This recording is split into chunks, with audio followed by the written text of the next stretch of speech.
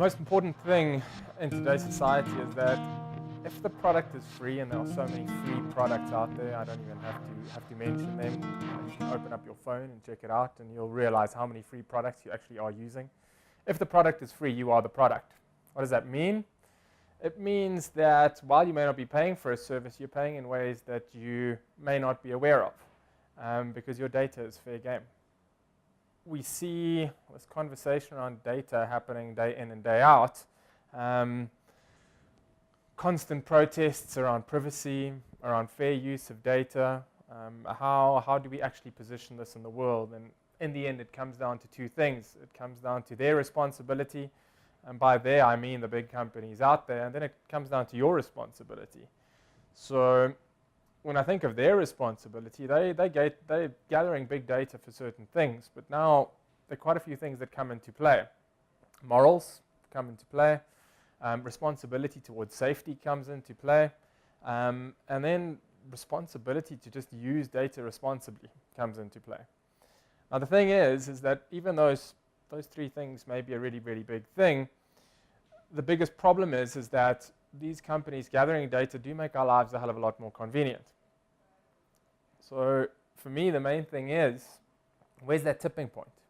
At what stage as consumers do we feel okay with giving up our data? Because there are loads of company schemes out there that are actually doing a really good job at collecting data and then in turn making our lives more convenient. So the future of social media for me, it is going to be all around personalization, and the future of social media, and we can see it with some of the social media networks out there, the future is becoming AI. Bots are becoming a reality. And you may not know it, but on quite a few applications, when you're actually having a conversation with someone, you may believe it's someone, you're actually just having a conversation with a bot or a computer, taking in your data and then responding accordingly. For me, the future is definitely going to play in that space. Artificial intelligence and the data that artificial intelligence has to use at its fingertips, that will direct the future of social media.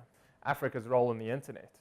So if we look at some countries out there, if I look at China, they currently have 773 million internet users.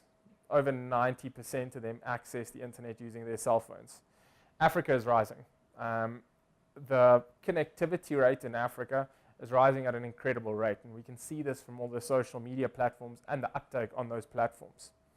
Sooner rather than later, and I mean we can actually already see it in Africa, that Africa as a continent is becoming more empowered. And I definitely see that Africa will play a role in the growth of social media, but there'll also be an inverse effect. The impact that social media will have on Africa and is already having on Africa is gigantic. And here we can look at quite a few examples. There's a Kenyan chief in a village called Nakuru, and he uses Twitter to actually manage his village on a daily basis. And that to me is pure innovation. Taking a piece of tech that was built not necessarily for that reason, but being innovatively used to solve problems. And that's just one thing. Now we haven't even touched on education. Social media breaks down barriers between people in high towers and people that previously couldn't be able to reach them. It also breaks down barriers between teachers and students. It breaks down barriers between the informed and the uninformed. Now all of those barriers getting broken down by social media will lead to education. And that's another phase where I see social media contributing to the continent.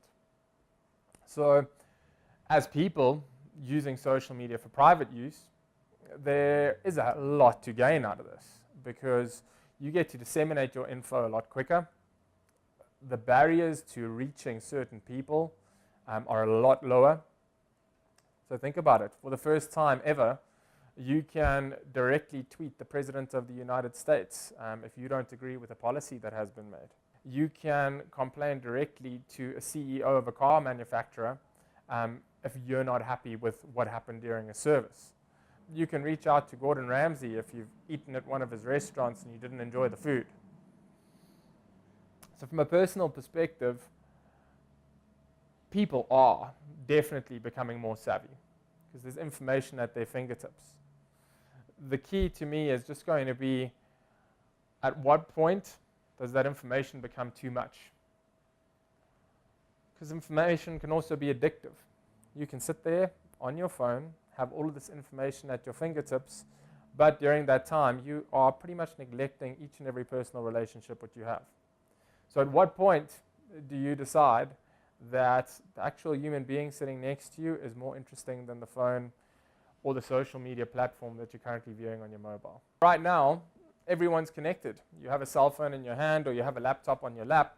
That already gives you all of the resources that you need to start your journey in the digital field.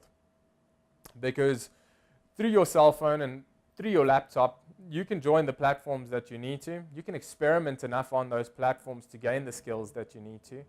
And then over and above that, all of the platforms out there have their own unique training courses that you can take. And in some cases, those training courses are even free. And that would be my best advice, is just get out there, get onto the platforms, try them out, make mistakes.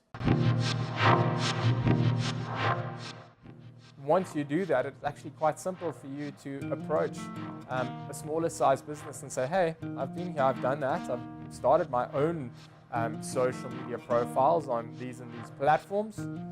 Let me assist you with it.